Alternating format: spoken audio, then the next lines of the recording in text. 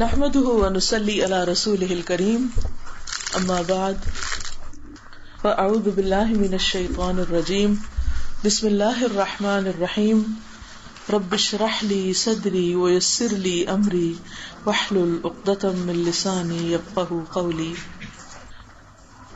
الرحمن علم القرآن خلق الانسان علمه البیان.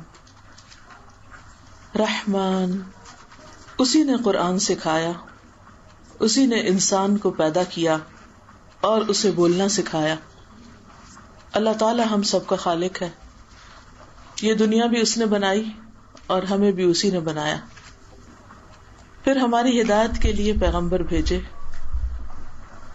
آخری پیغمبر محمد الرسول اللہ صلی اللہ علیہ وسلم تھے، جن کے ذریعے یہ کتاب نازل کی.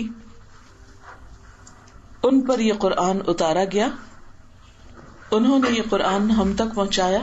یہ قرآن رحمت ہے، شفا ہے، نور ہے، ہدایت ہے ہم سب کے لیے.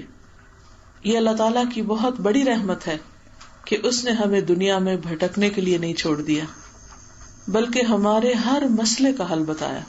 یہ الگ بات ہے کہ ہم قرآن نہ پڑھیں اور اپنے مسائل کا حل معلوم نہ کریں. اللہ تعالیٰ نے اپنی خاص رحمت سے ہمیں ہر چیز کا جواب دیا ہے. کس معاملے میں، کس موڑ پر، کب، کیا کرنا چاہیے اور کیا نہیں کرنا چاہیے، ایک ایک چیز کی تفصیلی رہنمائی اس کتاب میں موجود ہے. یہ سورت قرآن پاک کی بہت خوبصورت اور بہترین سورتوں میں سے ہے، جس میں اللہ تعالیٰ اپنی نعمتوں کا ذکر فرماتے ہیں اور بار بار اس بات کا ذکر کرتے ہیں کہ ہم ان پر غور و فکر کریں اور ان کو پہچانیں، ان کا انکار نہ کریں. تو فرمایا الرحمن، بہت مہربان، بار بار رحم فرمانے والا،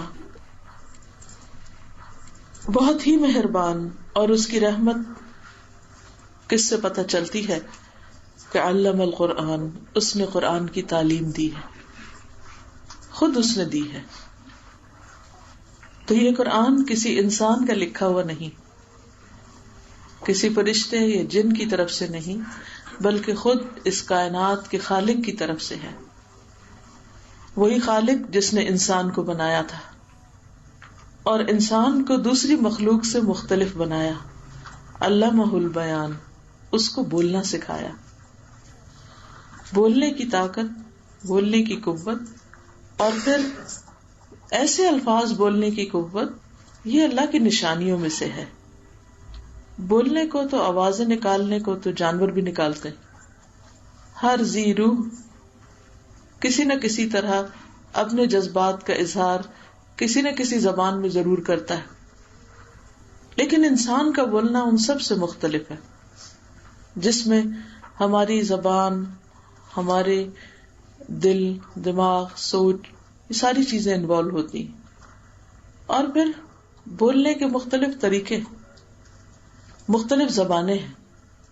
دنیا میں ہزاروں زبانیں، ہر علاقے کے لوگ اپنے اپنے طریقے پر، اپنے اپنے انداز میں مختلف چیزوں کے بارے میں مختلف نام انہوں نے رکھے ہوئے ہیں اور مختلف طریقے سے اپنے جذبات کا اظہار کرتے ہیں. انسان تو وہی انسان ہے اور انسان کی خواہشات، تمنائیں، آرزویں، سوچیں اور بہت سی صلاحیتیں ایک ہی طرح ہوتی، لیکن ان کے اظہار کا انداز فرق ہوتا ہے. اور یہ بھی بڑی حیرت ہوتی ہے، کوئی فرینچ بول رہا ہے، کوئی انگریزی بول رہا ہے، کوئی جرمن بول رہا ہے، کوئی پنجابی بول رہا ہے، کوئی پشتو بول رہا ہے. کس طرح ایک انسان لفظ بولتا ہے اور پھر دوسرا شخص اس لفظ کو سمجھتا ہے، اور ہر شخص اپنی اپنی سمجھ کے مطابق اس کو سمجھتا ہے. ایک ہی بات ہوتی لیکن لینے والوں کا، سننے والوں کا ظرف اور سوچ مختلف ہوتی. اور یہ کمیونیکیشن ہی ہوتی ہے جس کی بنا پر انسانوں کے درمیان محبتیں یا نفرتیں جنم لیتی ہیں. اگر بہترین کمیونیکیشن ہو، انسان ایک دوسرے کی بات اچھی طرح سمجھے، تو اچھی انڈرسٹینڈنگ ہوتی اور اس سے زندگی آسان ہو جاتی. لیکن اگر انسان دوسرے کی بات نہ سمجھے اور اس کو غلط رنگ دے یا اس سے بدگمانی کرے تو وہی بات ہوتی ہے لیکن کچھ اور رنگ اختیار کر جاتی, اس سے زندگی دوبھر ہو جاتی ہے, مشکل ہو جاتی. یہی زبان ہے جو انسانوں کے دلوں کو پتہ کر لیتی, یہی زبان ہے کہ جو انسان کو عروج سے زوال کی طرف لے جاتی, محبت کو نفرت میں بدل دیتی. بعض اوقات اور کوئی وجہ نہیں ہوتی آپس کے تعلقات کی خرابی کی, صرف زبان کا غلط استعمال ہوتا ہے یا غلط طریقے سے جذبات کا اظہار کیا جاتا ہے. بعض اوقات جذبات بھی اچھے ہوتے ہیں لیکن ان کے اظہار کا طریقہ اچھا نہیں ہوتا یا وہ طریقہ دوسرے کو پسند نہیں آتا. تو اس کی حفاظت کی طرف نبی صلی اللہ علیہ وسلم نے بہت زیادہ توجہ دلائی. ایک موقع پہ آپ نے فرمایا کہ انسان بے خیالی میں ایسی بات کرتا ہے جس نے سوچی نہیں ہوتی, لیکن اس کی وجہ سے اس کو ایک دم جنت میں بلند ترین درجے مل جاتے ہیں. اور اسی طرح ایک دوسرا انسان بے خیالی میں کوئی بات کرتا ہے اور وہ اس بات کی وجہ سے جہنم کی گہرائیوں میں جا پہنچتا ہے. زبردست پاورفل ٹول ہے یہ, اور انسان کو ساری مخلوق سے ممتاز کرتا ہے, الگ کرتا ہے. گائے بھینس بھی سنتی ہیں, بلی کتا کو بھی سننے کی شاید صلاحیت ہم سے زیادہ ہو, لیکن انسان کا سننا ان سے مختلف ہے. انسان صرف سنتا نہیں, سن کے پھر سنا بھی سکتا ہے, اور اس سنانے میں پھر آگے انسان کی خیر و بھلائی یا انسان کے شر کا دروازہ کھل جاتا ہے. تو یہاں پر فرمایا کہ خلق الانسان علمہ البیان, اس نے انسان کو پیدا کیا اور انسان کو بولنا سکھایا, اور پھر یہ بولنا اور یہ سننا علم حاصل کرنے کا ذریعہ بھی ہے. اسی سے انسان اللہ کا ذکر بھی کرتا ہے, اسی سے انسان دوسروں کے دل بھی توڑتا ہے, اسی سے انسان محبت کی چاشنی دوسرے کے دل میں گھولتا ہے, اور اسی سے انسان زندگی کو کڑوا کر کے رکھ دیتا ہے. ایک مرتبہ آپ صلی اللہ علیہ وسلم کی ازواج میں سے ایک نے دوسری کے بارے میں صرف اتنا کہا کہ فلاں کا قد ٹھینگا ہے, یعنی چھوٹا ہے, پستہ قد والی. آپ نے فرمایا کہ تم نے اتنی بڑی بات کی ہے کہ اگر وہ سمندروں میں ملا دی جائے تو ان سب کو کڑوا کر دے. ایک چھوٹی سی بات, کسی کے قد پہ بات, اتنی سخت بات ہے. اب دیکھیے کہ ہمیں سب سے زیادہ اپنے سے پیار ہوتا ہے, ہم اسے مانے یا نہ مانے, لیکن یہ انسان کی ویکنس ہے.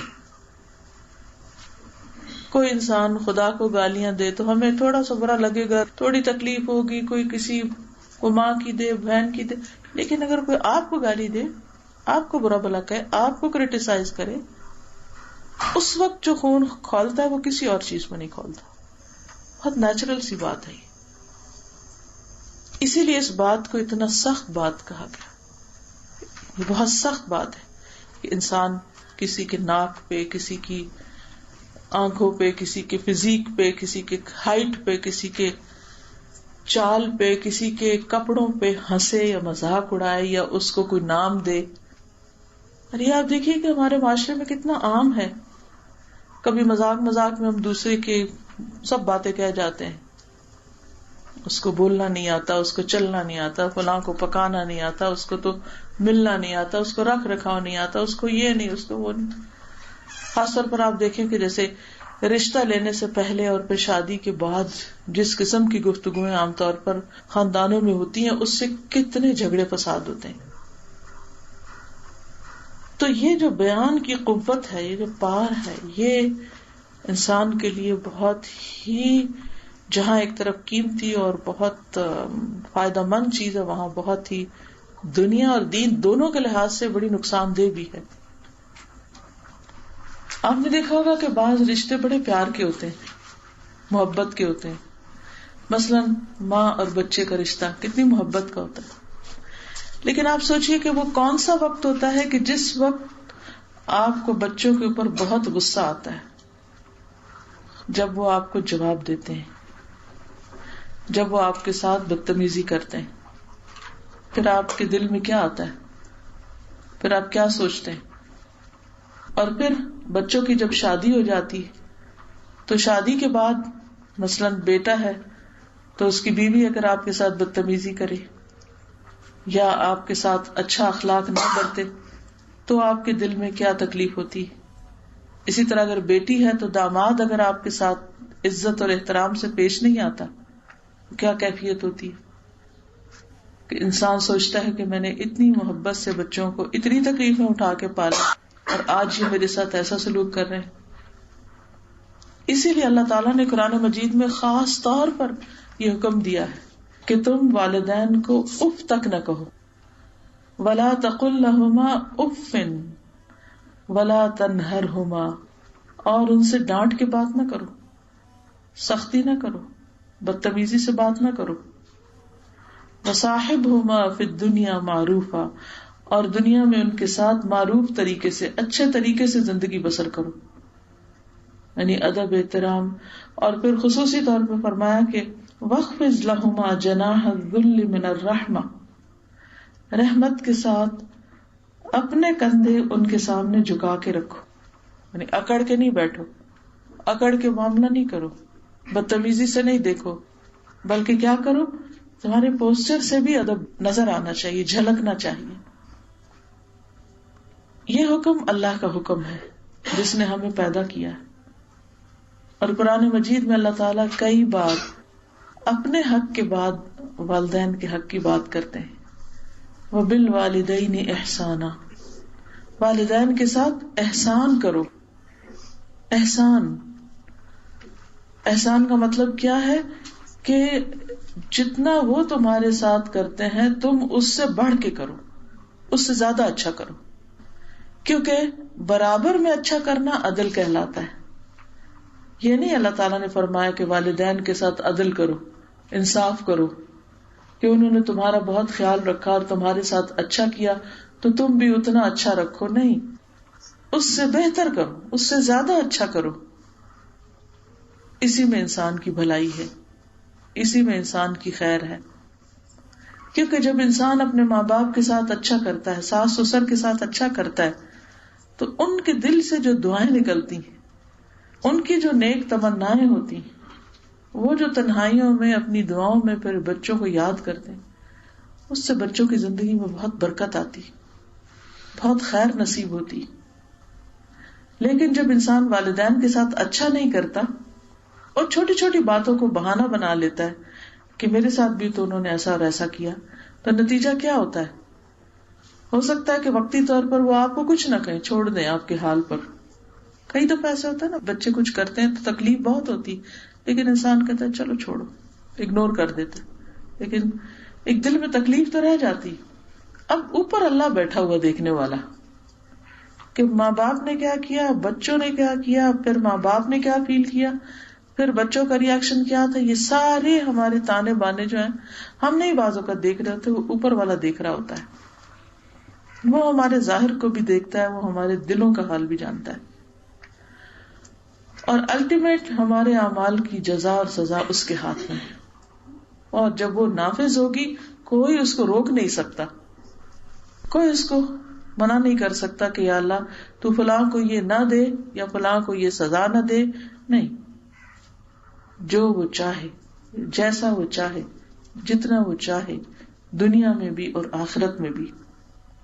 اس لیے ہر معاملے میں ہمیں اللہ سے ڈرتے رہنا چاہیے. اور احسان ایک اس طرح بھی ہوتا ہے کہ جب دوسرا اچھا نہ کر رہا ہو پھر بھی آپ اچھا کریں. بہت دل گردے کی بات ہوتی ہے کہ ماں باپ بعض اوقات بیماری کی وجہ سے، پریشانیوں کی وجہ سے اگر تلخ بھی ہو جائے تو بھی تم درگزر کر جاؤ، اس کا بدلہ تمہیں اللہ دے گا.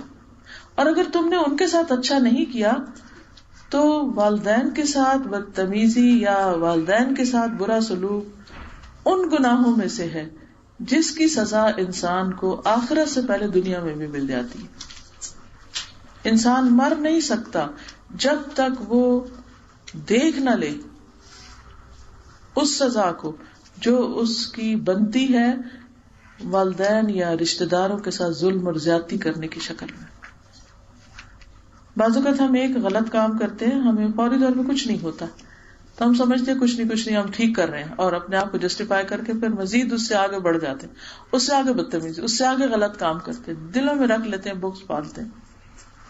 اب بظاہر دیکھنے میں تو کچھ نہیں, لیکن وہ انسان کو کسی دوسری جگہ سے ایسی تکلیف پہنچتی ہے کہ انسان سوچ بھی نہیں سکتا. اس کو بھول چکا ہوتا وہ اس نے کیا کیا ہے, کون سا گناہ کیا ہو, کون سا غلط کام کیا, اس کو خود بھی یاد نہیں ہوتا. اور ہم سب گناہگار اور کمزور انسان ہیں. اللہ تعالیٰ اپنے حق معاف کر دیتا ہے. کبھی نماز چھوٹ گئی ہم سے, بعد میں ہم شرمندہ ہوئے, قضا پڑھ لی یا پھر توبہ کر لی, اللہ تعالیٰ معاف کر دیتا ہے, کیونکہ یہ بندے اور اللہ کے درمیان ہے. اس کا یہ مطلب نہیں کہ انسان جان بوجھ کے نمازیں چھوڑتا جائے, کیونکہ جان بوجھ کے چھوڑنے والا تو پھر اس کو تو اسلام کا ہی خطرہ پڑ جاتا ہے. لیکن انسان ہے, کبھی روزے میں کوتاہی ہو جاتی ہے, کبھی کوئی اور صدقہ زکوٰۃ خیرات میں کوئی اونچ نیچ ہو گئی, اللہ تعالیٰ معاف کر دیتا ہے.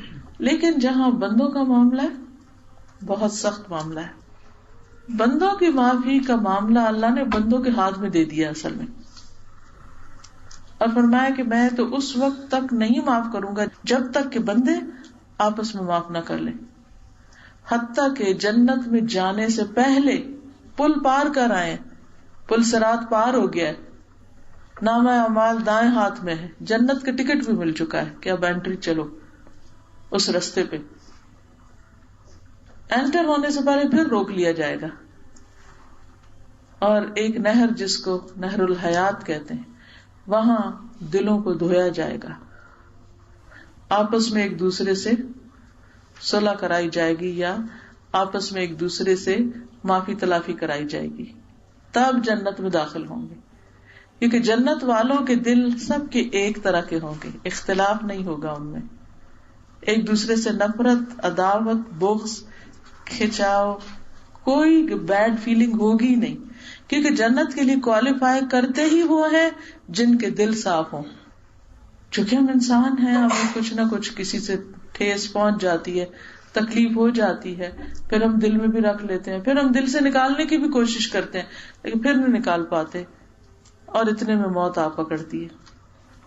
اب کیا ہو, اب الحمدللہ اور بہت اچھے اچھے نیک کام کیے ہوئے ہیں, بہت کچھ اور ہے, اللہ تعالیٰ ان اعمال سے راضی ہے, لیکن ادھر اس نے کچھ ایسے غلط کام کیے ہیں جس سے بندے ناراض ہیں, اس سے رشتے دار ناراض ہیں, یا ماں باپ ناراض ہیں, یا کوئی اور کوئی بھی. اب یہ اٹکاؤ بنا ہوا ہے. سورۃ الاعراف ایک قرآن مجید کی سورت ہے جس میں اعراف والوں کا ذکر آتا ہے.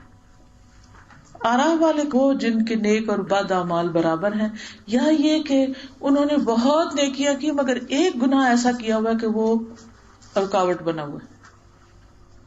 اب آپ دیکھیں جیسے ہارٹ اٹیک ہوتا ہے تو وہ ایک کلاٹ ہوتا ہے, سارا بدن ٹھیک کام کر رہا ہے, اس ایک کلاٹ میں جا کے ایسی جگہ کچھ اٹکاؤ کر دیا کہ جس کی وجہ سے پوری لائف ڈینجر میں ہو گئی. اسی طرح ایسے لوگ ایک طرف مثلاً شہید ہے, ایک طرف مثلاً ان کے پاس بڑے نیک ہیں, صالح ہیں, صدقہ خیرات خوب کیا ہوا ہے, روزے بہت رکھتے رہے ہیں, بڑے اچھے اچھے کام کیے, لیکن دوسری طرف ماں باپ کو بھی ستایا ہوا ہے. اب نیکیوں کی وجہ سے جنت کو کوالیفائی کر رہے ہیں, دوسری طرف ماں باپ کو ستانے کی وجہ سے جنت سے روکے جا رہے ہیں. تو اب وہ جو کانفلکٹ آ گیا بیچ میں, اس کے لیے ان کو ایک مقام ہے آراف, جنت اور دوزخ کے بیچ میں اونچی جگہ, اس پہ روک دیا جائے گا, اور باقی لوگوں کے فیصلے ہوں گے, کوئی جنت میں جا رہا ہے, کوئی جہنم میں جا رہا ہے, کوئی ادھر کوئی ادھر, اور وہ کھڑے ہیں انتظار انتظار انتظار انتظار. جنت والوں کو دیکھیں گے تو خوش ہوں گے, طمع کریں گے, امید رکھیں گے ہم بھی ادھر جا سکے, اور جب جہنم والوں کو دیکھیں گے تو ڈر جائیں گے کہ اللہ ہمیں ادھر نہ پھینکنا, کیونکہ ان کا رزلٹ پینڈنگ ہے. بعض اوقات ہم کہتے ہیں نا ہم سارے کام کر سکتے ہیں، بس اس بندے کو ہم نہیں معاف کر سکتے. اس طرح کی باتیں بھی ہم کرتے ہیں. یا ہم ساری چیزیں کر سکتے ہیں کہ ایک یہ بری عادت ہم نہیں چھوڑ سکتے. یہ بری عادت نہیں ہم چھوڑ سکتے، بس سب کچھ ٹھیک ہے، بس یہ نہیں، یہ میری ویکنس ہے، اور پھر اپنے آپ کو جسٹیفائی کر لیتے ہیں. اچھا میں ساری نمازیں پڑھ لیتی ہوں، بس عشاء نہیں مجھ سے پڑھی جاتی. یہ چوائس ہماری نہیں ہے کہ ہم اپنی مرضی سے ڈیسائیڈ کر لیں یہ ہم کر سکتے ہیں اور یہ نہیں کر سکتے. نہیں، عبادت کا تو مطلب ہی ہے اطاعت، الٹیمیٹ سبمیشن، اوبیڈینس، فرما برداری، کہ اللہ بندے سے کیا چاہتا ہے. تو اس صورت میں وہاں وہ جو رکاوٹ پڑی ہوئی ہے، جا نہیں سکتے آگے، وہ ایسے ہی کسی کام کی وجہ سے ہو سکتی ہے. آپ نے اپنی زندگی میں بھی دیکھا ہوگا کہ بعض اوقات آپ جو دعا مانگتے فوراً قبول ہو جاتی، جو مانگتے فوراً مل جاتا ہے. لیکن کوئی ایک چیز ہوتی ہے ساری زندگی اس کے لیے مانگتے رہتے ہیں اور وہ نہیں قبول ہوتی. تو انسان کہتا ہے کہ مسئلہ کیا ہے، میں نے اتنی قبولیت کی گھڑیوں میں مانگا، میں نے عمرہ کر کے مانگا، میں نے کعبہ دیکھ کے یہ چیز مانگی، میں نے فلاں چیز فلاں جگہ ایسا کیا ایسا، اور ہمیں نہیں سمجھ آتی کہ کیا رکاوٹ ہے یہاں. اس وقت انسان اپنے اعمال کو دیکھے کہ کہیں میں کہیں اللہ کے ساتھ تو نہیں ایسا کر رہی کہ کوئی اپنا ایک عمل ہے اسے بدل ہی نہیں رہی، چھوڑ ہی نہیں رہی. آپ اس کو چھوڑ کے دیکھیں، آپ کا وہ مسئلہ حل ہو جائے. اللہ تعالی کا نظام بڑے عدل پر مبنی ہے، اور یہ جو ہمارے لیے رکاوٹیں آ جاتی ہیں نا زندگی میں، یا کوئی دعائیں قبول نہیں ہوتی، یہ بھی ایک رحمت ہے اس کی. اس سے ہمیں اپنی اصلاح کا موقع مل جاتا ہے، اپنے محاسبے کا موقع مل جاتا ہے، اپنے آپ کے جائزے کا موقع مل جاتا ہے کہ ہم کچھ گڑبڑ کر رہے ہیں اور ہمیں درست ہو جانا چاہیے. اگر ہمارا ضمیر زندہ ہو، ہماری سوچ اچھی ہو، تو پھر مشکل نہیں ہوتی، پھر انسان خیر اور بھلائی کی طرف بڑھ جاتا ہے. کیونکہ اللہ تعالیٰ آگے فرماتے ہیں الشمس والقمر بحسبان والنجم والشجر یسجدان، سورج اور چاند حساب سے ہیں، ستارے اور درخت دونوں سجدہ کرتے ہیں. والسماء رفعها ووضع الميزان، اسی نے آسمان کو بلند کیا ہے اور اس نے ترازو رکھی ہے، میزان رکھا ہے. اللہ تطغوا فی المیزان، تاکہ تم میزان میں سرکشی نہ کرو، اس میں حد سے نہ بڑھو. یعنی وہ رب جس نے سورج، چاند، ستاروں، درختوں کو اطاعت کا حکم دیا اور وہ کر رہے ہیں، وہ رب جس نے زمین میں انصاف رکھا اور اس کا اس نے لوگوں کو حکم دیا، وہ ہم سے بھی کیا چاہتا ہے کہ ایک طرف ہم اللہ کی اطاعت کریں، کمپلیٹ سبمیشن، اور دوسری طرف کیا کریں، دوسری طرف ہم عدل سے کام لیں، بندوں کے حقوق کا خیال رکھیں اور ہر ایک کو اس کے مقام پر رکھیں. عدل کا مطلب یہ نہیں ہوتا سب کو ایک لاٹھی سے ہانکنا. عدل کیا ہے کہ جو جس جگہ پر ہے اس کو وہاں رکھا جائے. اب ایک طرف آپ کے بچے ہوتے ہیں، دوسری طرف آپ کے والدین ہوتے ہیں، کیا دونوں کے ساتھ برابر سلوک عدل ہے؟ نو، دونوں کے ساتھ برابری عدل نہیں ہے. اولاد کو اولاد کے مقام پہ رکھیں، ان کی ذمہ داری پوری کریں، والدین کو والدین کی جگہ پر رکھیں. ادب، احترام، احسان، یہ عدل ہے، یہ انصاف ہے، یہ خیر اور بھلائی ہے. جب بندے ضرورت مند ہو تو ان کا خیال کریں، اور جب اللہ کی عبادت کا وقت آئے تو پھر اس وقت اللہ کی عبادت کے لیے حاضر ہو جائیں. اس وقت پھر بندوں کو انتظار کرائیں کہ اس وقت میری نماز کا وقت ہے. ہم کیا کرتے ہیں؟ اللہ کے وقت میں بندوں کے حق کو یاد کرتے رہتے ہیں، اور بندوں کے حق میں ہمیں اللہ یاد آ جاتا ہے، گڑبڑ کرتے ہیں، عدل سے کام نہیں لیتے. تو اس لیے ہمیں جو کام جس وقت میں کرنا چاہیے، جو سلوک جس کے ساتھ کرنا چاہیے، جو جس چیز کا مستحق ہے، جو جس چیز کو ڈیزرو کرتا ہے اس کے ساتھ ویسا ہی معاملہ کریں. اور جب تک ہم یہ کریں گے نہیں اس وقت تک ہماری زندگی کا مقصد پورا نہیں ہوتا. پھر اللہ تعالیٰ فرماتے ہیں وَأَقِيمُوا الْوَزْنَ بِالْقِسْطِ وَلَا تُخْسِرُوا الْمِيزَانَ، انصاف کے ساتھ وزن کو ٹھیک رکھو اور تول میں کمی نہ کرو. تول سے مراد یہاں حق دینے میں، کہ جو جس چیز کو ڈیزرو کرتا ہے اس کے حق میں کمی نہ کرو. مزدور کی مزدوری، اجرت، بڑوں کا حق، چھوٹوں کا حق، رشتہ داروں کا حق، غیروں کا حق، پڑوسیوں کا حق، پرندوں کا حق، جانوروں کا حق، سب کے طرف جس چیز کو استعمال کرتے ہو اس کا حق. کسی چیز کو مس یوز نہیں کرو، ابیوز نہیں کرو. جانور بھی ذبح کرو تو اس کے ساتھ احسان کرو. چھری اس کے سامنے نہیں تیز کرو. ہاتھ ہلکا رکھو. کسی خاص پروفیشن میں ہو تو وہاں اپنی ذمہ داری کو پوری طرح نبھاؤ. ڈاکٹر ہو یا انجینئر ہو یا کوئی کام تمہارے ذمہ ہے اس کو اچھے طریقے سے کرو. پھر فرمایا وَالْأَرْضَ وَضَعَهَا لِلْأَنَامِ، اسی نے مخلوق کے لیے زمین بچھائی. یہ زمین صرف ہمارے لیے نہیں، باقی کیڑے مکوڑے، جانور، پرند چرند رند سب کے لیے. ان کو بھی ان کا حق دو جینے کا اس پر.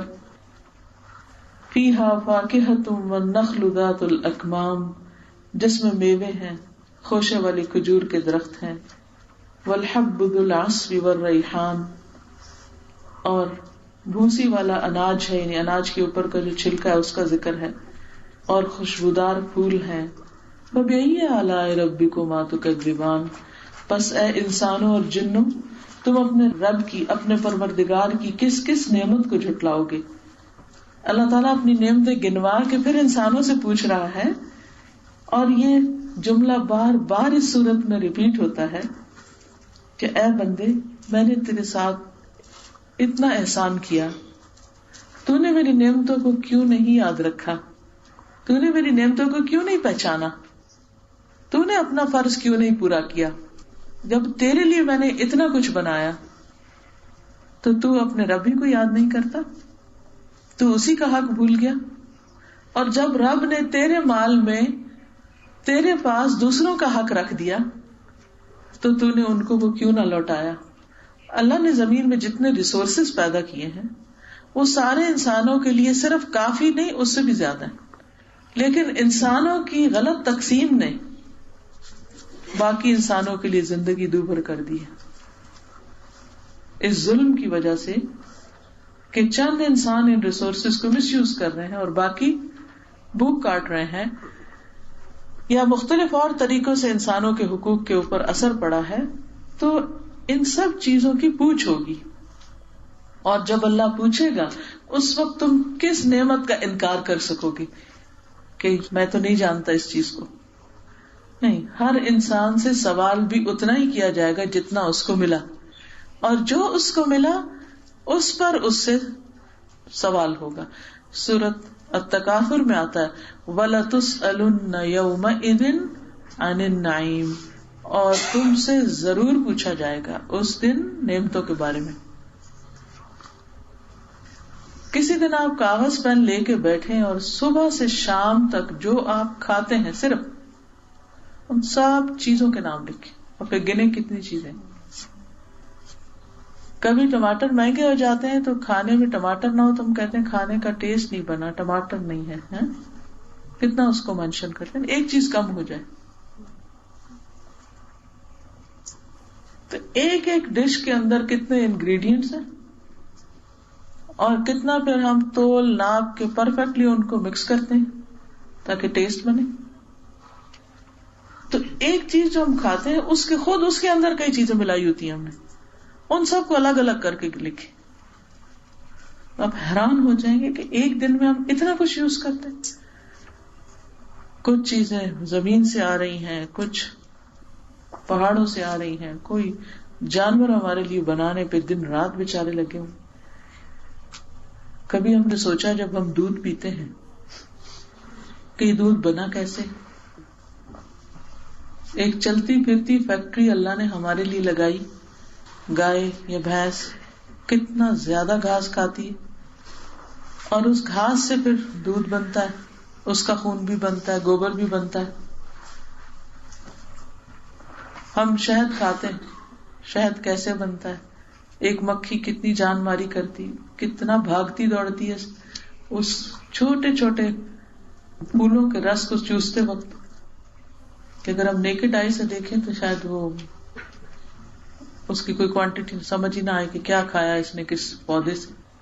کتنی ہزاروں لاکھوں اڑانیں ہوتی ہیں اس کی تھوڑا سا شہد بنانے کے لیے، اور ہم بوتلوں پہ بوتلیں اور ڈبوں پہ ڈبے بھر کے گھر میں رکھے ہوئے ہوتے ہیں اور کھلا استعمال کر رہے ہوتے ہیں اور کبھی شکر ادا نہیں کرتے. کیا سوچتے ہیں ہم تو خرید کے لائے ہیں یا ہماری محنت سے ہمیں ملا ہے، لیکن بنایا کس نے؟ کیا دنیا کی تمہاری کوئی فیکٹری یہ بنا سکتی ہے؟ قطعاً نہیں. یہ اللہ نے تمہارے لیے بنایا. تو تم اتنی نعمتیں استعمال کرتے ہو، کوئی صحت کی حالت میں، کوئی بیماری کی حالت میں، تو جب اللہ کے سامنے کھڑے ہوگے اور تم سے پوچھا جائے گا کہ ان نعمتوں کو پا کر تم نے مجھے کتنا یاد کیا، میری کتنی بات مانی، میرا کتنا شکر ادا کیا، تو ہمارے پاس جواب دینے کو کیا ہوگا؟ ہم کیا کہیں گے؟ پھر اللہ تعالیٰ مزید اور چیزوں کا بھی ذکر کرتے ہیں کہ اس نے انسان کو بجنے والی مٹی سے پیدا کیا جو ٹھیکری کی طرح تھی، جنات کو آگ کے شعلے سے پیدا کیا.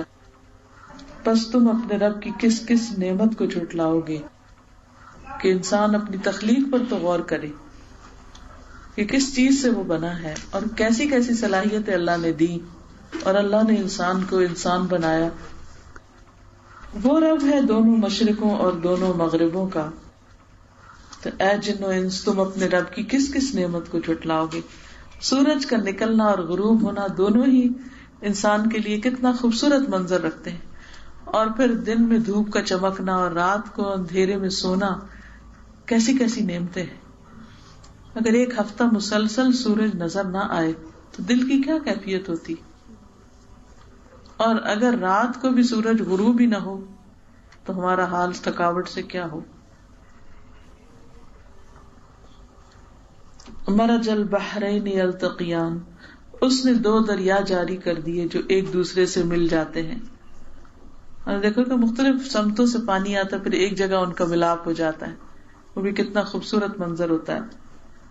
بینہما برزخ لا یبغیان، ان کے درمیان ایک آڑ ہے کہ اس سے بڑھ نہیں سکتے. کبھی کلر ڈفرنٹ ہوتا ہے تو وہ مکس نہیں ہوتا، کبھی ٹھنڈا اور گرم، کبھی میٹھا اور کھاری. یہ آج کے دور کے انسان نے ڈسکور کیا. پانی تو کہیں بھی اکٹھا کرے فوراً ایک دوسرے میں گم جاتا ہے، لیکن وہ ساتھ چلتے ہوئے بھی اپنی آئیڈینٹی کیسے برقرار رکھتا ہے. کتنے سبق ہیں اس میں عقل رکھنے والوں کے لیے.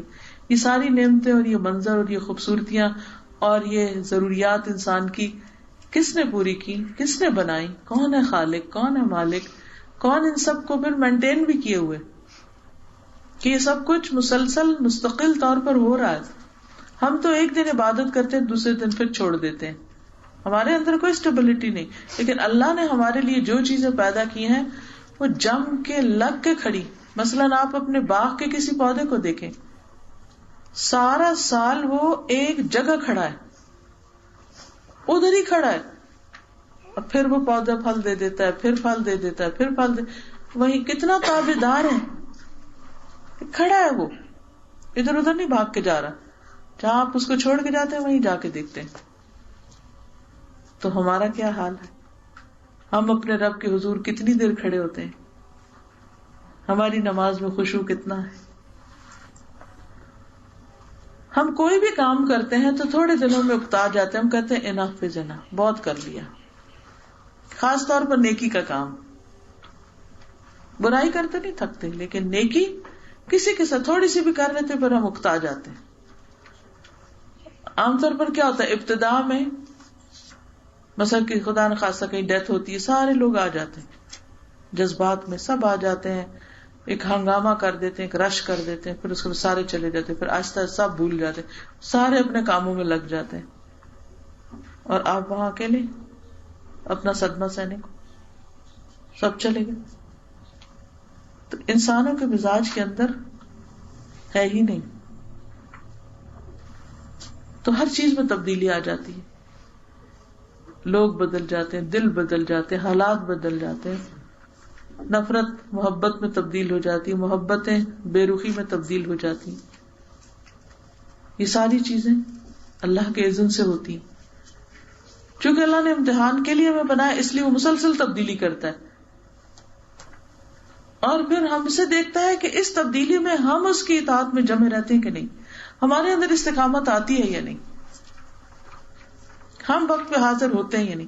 کیوں روزے سردیوں گرمیوں میں آتے ہیں، کیوں نمازوں کے اوقات مختلف اوقات میں ہوتے ہیں، اور پھر ان میں کیوں چینجز آ جاتے ہیں. وضو کرنا سردی میں بھی کرنا ہے، گرمی بھی، روزے رکھنے لمبے ہو یا چھوٹے رکھنے ہی رکھنے. یہ سب اصل میں ہمارا امتحان ہے کہ ہم کتنی اطاعت کرتے ہیں اور کب تک کرتے ہیں. ہم سب کو غور کرنا چاہیے کہ جو احسان رب ہم پہ کر رہا ہے، کیا جواباً ہم اس کے ساتھ خوشی سے معاملہ کر رہے ہیں. اور شیطان اتنا شاطر دشمن ہے کہ کوئی ایک ایسی بات ہمارے دماغ میں ڈال دیتا ہے اللہ کے خلاف، تو ساری نعمتیں میں بھولی رہتی ہیں اس کو. وہ ایک بات یاد رہتی ہے، اللہ نے میرے ساتھ اچھا نہیں کیا، پھر اپنے لیے ایک جسٹیفیکیشن تلاش کر لیتے کہ ہمیں بھی عبادت نہیں کرنی. حالانکہ اللہ کو تو ضرورت ہی نہیں ہماری کسی عبادت کی، نہ کرے نہیں کرنی تو اس کی عبادت میں تو اتنے فرشتے جھکے ہوئے ہیں اور سجدے میں ہیں. تو جو کچھ ہم کر رہے ہیں وہ سراسر ہمارے اپنے ہی فائدے کے لیے. پھر اللہ تعالیٰ مزید نعمتوں کا ذکر کرتے ہیں، دریاؤں کے بعد سمندروں کے بعد، کہ ان دونوں میں سے موتی اور مونگے برآمد ہوتے ہیں. کہاں کہاں اللہ نے نعمتیں پھیلا دی ہیں، کوئی پانی میں ڈال دی، کوئی پہاڑوں میں ڈال دی، کوئی زمین کی مٹی میں ڈال دی، کوئی درختوں میں رکھ دی، کوئی جانوروں میں رکھ دی. کتنی ورائٹی ہے، کتنے ڈفرنٹ مختلف طرفوں سے ہمارے لیے نعمتیں آ رہی ہیں. فَبِأَيِّ آلَاءِ رَبِّكُمَا تُكَذِّبَانِ. اور اللہ ہی کی ملکیت ہے وہ جہاز جو سمندروں میں پہاڑوں کی طرف بلند ہیں. فَبِأَيِّ آلَاءِ رَبِّكُمَا تُكَذِّبَانِ. زمین پر جو ہیں سب فنا ہونے والے ہیں، صرف تیرے رب کی ذات جو عظمت اور عزت والی ہے وہ باقی رہ جائے گی. باقی سب نے جانا ہے، موت کا بھی دن لکھا ہوا ہے، وقت لکھا ہوا ہے. فَبِأَيِّ آلَاءِ رَبِّكُمَا تُكَذِّبَانِ. تو جو زندگی ملی ہے اس میں کیا کیا، کیا بہانہ کرو گے کہ رب یہ نہیں کر سکے یا وہ نہیں کر سکے. اتنے سال دیے تمہیں اور تم وہ نہیں کر کے آئے جو کام تمہیں کرنے کو کہا گیا تھا. سب آسمان اور زمین والے اسی سے مانگتے ہیں، ہر روز وہ ایک شان میں ہے. آج نہیں ملا کل دے دے گا، لیکن مانگتے چلے جاؤ. فَبِأَيِّ آلَاءِ رَبِّكُمَا تُكَذِّبَانِ. جنوں اور انسانوں کے گروہ، ان قریب ہم تمہاری طرف پوری طرح متوجہ ہو جائیں گے، یعنی پورا حساب لیں گے. فَبِأَيِّ آلَاءِ رَبِّكُمَا تُكَذِّبَانِ. اے گروہ جن و انس، اگر تم آسمانوں اور زمین کے کناروں سے باہر نکل جانے کی طاقت رکھتے ہو تو نکل بھاگو. بغیر غلبے اور طاقت کے تم نہیں نکل سکتے. فَبِأَيِّ آلَاءِ رَبِّكُمَا تُكَذِّبَانِ. یعنی تم اللہ سے بھاگ کے کہیں نہیں جا سکتے، کنٹرول میں پوری طرح. تم پر آگ کے شعلے اور دھواں چھوڑ دیا جائے گا، پھر تم مقابلہ نہ کر سکو گے. فَبِأَيِّ آلَاءِ رَبِّكُمَا تُكَذِّبَانِ. پھر جب کہ آسمان پھٹ کر سرخ ہو جائے جیسے سرخ چمڑا، یعنی قیامت کے دن آسمان رنگ بدلے گا اور پھر سرخی مائل ہو جائے گا. فَبِأَيِّ آلَاءِ رَبِّكُمَا تُكَذِّبَانِ. تو اس وقت تم اپنے رب کی کون سی نعمتوں کا انکار کرو گے کہ ہمیں نہیں ملی تھی. پہلے ان کا تو حساب دو جو ملا ہوا. اس دن کسی انسان اور کسی جن سے اس کے گناہوں کے بارے میں نہیں پوچھا جائے گا، تو خود ہی پتہ چل جائے گا کہ کون کیا کر کے آیا. ہر ایک کا لیبل ماتھے پہ لگا ہوگا کہ کون کس طرح کا مجرم ہے. فَبِأَيِّ آلَاءِ رَبِّكُمَا تُكَذِّبَانِ. گناہگار صرف حلیے سے پہچان لیے جائیں گے، شکلوں پہ آ جائے گا، چہروں پہ آ جائے گا کون کیا کرتا ہے. ان کی پیشانیوں کے بال اور قدم پکڑ لیے جائیں گے. پس تم اپنے رب کی کن کن نعمتوں کو جھٹلاؤ گے. یہ ہے وہ جہنم جسے مجرم جھوٹا سمجھتے تھے، اس کا انکار کرتے تھے. اس کے اور کھولتے ہوئے گرم پانی کے درمیان چکر کھائیں گے. بھڑکتی آگ میں جلیں گے تو پیاس لگے گی، پانی پینے کو جائیں گے تو ابلتا پانی ہوگا، پھر واپس آئیں گے، پھر وہاں جائیں گے، پھر زندگی اسی میں گزر جائے گی. فَبِأَيِّ آلَاءِ رَبِّكُمَا تُكَذِّبَانِ. لیکن وہ شخص جو اپنے رب کے سامنے کھڑے ہونے سے ڈرا، اس کے لیے دو باغ ہیں. کبھی ایک میں ہوگا، وہاں سے تھوڑا دل بھر گیا تو دوسرے میں چلے گئے، دوسرے سے، یعنی اس کے پاس زیادہ چوائسز ہوں گی جو اپنے رب سے ڈر کے کام کرے. فَبِأَيِّ آلَاءِ رَبِّكُمَا تُكَذِّبَانِ. دونوں جنتیں بہت سی ٹہنیوں اور شاخوں والی ہیں. فبأي آلاء ربكما تكذبان، پھر تم اپنے رب کی کس کس نعمت کو جھٹلاؤ گے؟ ان دونوں جنتوں میں ہر قسم کے میووں کی 2 قسمیں ہوں گی، پھر تم اپنے رب کی کس کس نعمت کو جھٹلاؤ گے؟ جنتی ایسے فرشوں پہ تکیے لگائے ہوں گے جن کے استر دبیز ریشم کے ہوں گے. ان دونوں جنتوں کے میوے بالکل قریب ہوں گے، یعنی ہر وقت فریش سپلائی ہوگی، ڈائریکٹ فرام دا ٹری. یہ نہیں کہ پہلے رکھ کے ڈبوں میں ادھر ادھر پیکنگ میں ان کو ریزرو کر کے رکھا ہوگا، نہیں، لٹک رہے ہوں گے اور جس وقت جہاں سے چاہیں گے صرف اشارہ کریں گے تو وہ آٹومیٹیکلی ان تک پہنچ جائیں گے جو بھی وہ کھانا چاہیں گے. وہاں شرمیلی نگاہ والی حوریں ہیں جنہیں ان سے پہلے کسی جن و انس نے ہاتھ نہیں لگایا. پس اپنے پالنے والے کی کس کس نعمت کو جھٹلاؤ گے؟ تو اس سے پتہ چلتا ہے کہ عورت کا جو حسن ہے اس کے شرم و حیا میں ہے. وہ یاقوت اور مونگے کی طرح ہوں گی. پس تم اپنے رب کی کن کن نعمتوں کو جھٹلاؤ گے؟ احسان کا بدلہ احسان کے سوا کیا ہو سکتا ہے؟ اپنے رب کی کس کس نعمت کو جھٹلاؤ گے؟ اور ان کے سوا 2 جنتیں اور ہیں. پس تم اپنے رب کی کن کن نعمتوں کو جھٹلاؤ گے جو دونوں گہری سب سیاہی مائل ہیں، ڈارک گرین. فبأي آلاء ربكما تكذبان، ان میں 2 جوش سے ابلنے والے چشمے ہیں، نیچے سے اوپر فوارے. فبأي آلاء ربكما تكذبان، ان دونوں میں میوے اور کھجور اور انار ہیں. فبأي آلاء ربكما تكذبان، ان میں نیک سیرت خوبصورت عورتیں ہیں. فبأي آلاء ربكما تكذبان، گوری رنگت والی خیموں میں رہنے والیاں ہیں. بس اے انسان و جن، تم اپنے رب کی کن کن نعمتوں کو جھٹلاؤ گے؟ ان کو کسی انسان یا جن نے اس سے پہلے ہاتھ نہ لگایا ہوگا. فبأي آلاء ربكما تكذبان، سبز مسندوں عمدہ فرشوں پر تکیے لگائے ہوں گے. فبأي آلاء ربكما تكذبان، تبارک اسم ربک ذی الجلال والاکرام، تیرے رب کا نام بہت بابرکت ہے جو عزت و جلال والا ہے. اس لیے تم اس کی عزت کرو یا نہ کرو، تم اس کے فیصلوں پر اعتراض کرو، جو بھی کرو، آخر کار اسی کے حضور حاضر ہوگے اور تمہارا معاملہ اسی کے ساتھ ہوگا. اللہ تعالی ہمیں اپنا پسندیدہ بنا لے. وآخر دعوانا ان الحمد للہ رب العالمین. یہ کسی نے کہا کہ آپ نے ماں باپ کی خدمت اور رشتہ داروں سے اچھے سلوک کا کہا، تو کہا ہے کہ آج کل لوگوں کو خوش کرنا بہت مشکل کام ہے. یہ آپ کی بات درست ہے کہ لوگوں کو خوش کرنا مشکل ہے، لیکن اگر آپ اللہ کی خاطر جو ضروری چیزیں ہیں وہ آپ کر لیتے ہیں تو پھر معاملہ اللہ پہ چھوڑ دیں، کیونکہ دل تو اللہ کے ہاتھ میں، وہ ہم تو نہیں خوش کر سکتے کسی کو. آپ اس بچے کے لیے بھی دعا کریں، چھوٹی چھوٹی چیزیں اپنے ہاتھ سے بناتے ہیں، اور یہ میں سمجھتی ہوں کہ بہت اچھی مثال ہے اور ماؤں کے لیے بہت اچھا سبق ہے کہ ہم بچوں کو مصروف کرنے کے لیے ٹی وی لگا دیتے ہیں اور اچھی بری ہر چیز سیکھتے ہیں، لیکن جب بچے اپنے ہاتھوں سے اچھی اچھی چیزیں بناتے ہیں، دیکھتے ہیں کہ ان کا دماغ اچھا کام کرتا ہے، مصروف رہتا ہے، ان کو نئی نئی ایکٹیویٹیز آتی ہیں اور ایک ہیلدی ایکٹیویٹی ہے. اور کسی کے آپ دیکھیے کہ کتنی خوبصورت چیز ہے، اور یہ صرف یہ آپ کاغذ سے بنی ہوئی ہے، صرف یہ ایک آرٹ ہے چیز کو موڑنے کا کہ کس اینگل پہ آپ نے اس کو موڑا ہے. میں تو ماں کو بھی کریڈٹ دیتی ہوں کہ جس نے بہت اچھے کام میں اپنے بچے کو لگایا ہے. ماں اگر تھوڑی سی بھی توجہ کرے تو بچوں کے اندر جو ٹیلنٹ ہے وہ باہر آئے اور انسانیت کے لیے بہت فائدے کے بن جائے. اور آپ کو پتہ ہے میرا کوئی ارادہ نہیں تھا سورۃ الرحمن کرنے کا. میں سن رہی تھی تو سنتے سنتے میرے دل کو عجیب ایک کیفیت ہوئی کہ اتنا کچھ اللہ نے اس سورت میں بتایا، خاص طور پر زبان کے بارے میں. علامہ البیان، اللہ نے تو بولنا سکھا دیا، اس بولنے سے میں نے کیا کام لیا. تو ایک طرف تو یہ ہے کہ اللہ کی رحمت ہے اس میں، دوسری طرف یہ کہ اس میں بہت بڑی وارننگ زبان کے حوالے سے. سبحان اللہ والحمد للہ ولا الہ الا اللہ واللہ اکبر ولا حول ولا قوة الا باللہ العلی العظیم. اللہم صل علی محمد وعلی آل محمد کما صلیت علی ابراہیم وعلی آل ابراہیم انک حمید مجید.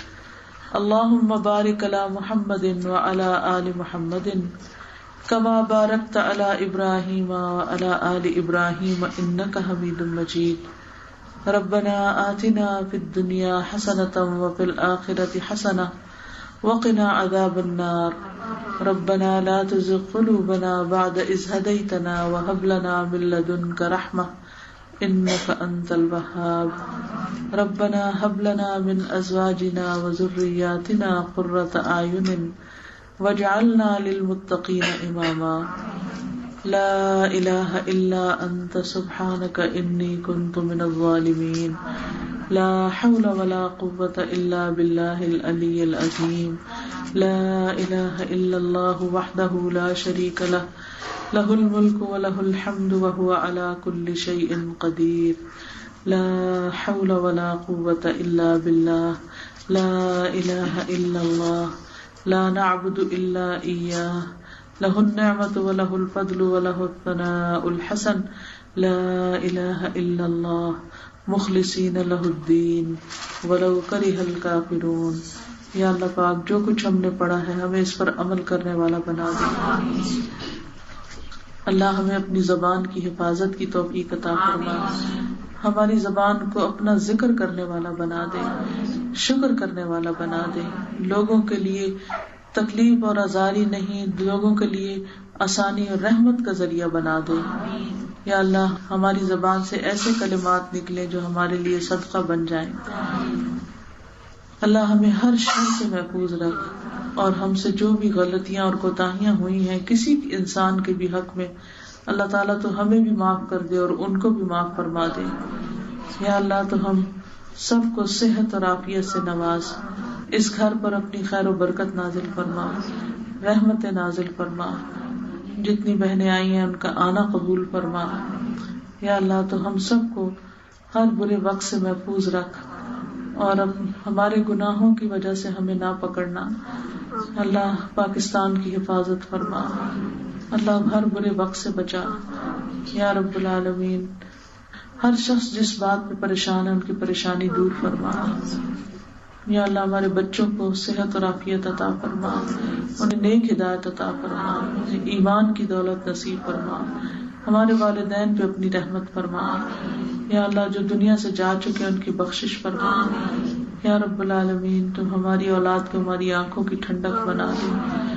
اللہ انہیں ہمارے لیے آزمائش نہ بنانا, فتنہ نہ بنانا. یا اللہ ہمیں اپنی زندگی کی بھی قدر کرنے کی توفیق دے, عمل کرنا سکھا دے, اور جو کام بہترین ہو ہمیں ان رستوں پر چلا دے. اللہ ہم کمزور ہیں, ہمارے فیصلے بعض اوقات نقصان دہ ہوتے ہیں ہمارے اپنے ہی حق میں. ہمیں ہر معاملے میں بہترین فیصلے کرنے کی توفیق عطا فرما. یا رب العالمین ہم سب تجھ سے رحمت کی فریاد کرتے ہیں. یا اللہ تمام بیماروں کو شفا کاملہ اور عاجلہ نصیب فرما. یا اللہ تو ہم سب کو اپنی زندگی سے بھرپور فائدہ اٹھانے کی توفیق دے, اور زندگی کا ایک ایک لمحہ اچھے کاموں میں گزرے, ہماری نیتوں کو اپنے لیے خالص کر لے. اللہم انی اعوذ بک من الہم والحزن والعجز والکسل والجبن والبخل وغلبۃ الدین وقہر الرجال. ربنا تقبل منا انک انت السمیع العلیم وتب علینا انک انت التواب الرحیم. وصلی اللہ تعالی علی خیر خلقہ محمد وعلی آلہ واصحابہ واہل بیتہ اجمعین برحمتک یا ارحم الراحمین. ویڈیو کے نیچے سبسکرائب کے بٹن پہ کلک کریں, بیل کے آئیکن پہ کلک کیجئے تاکہ ہر نئی ویڈیو کی نوٹیفیکیشن آپ کو مل جائے, اور تھمز اپ کا بٹن دبا کر اس ویڈیو کو لائک کریں.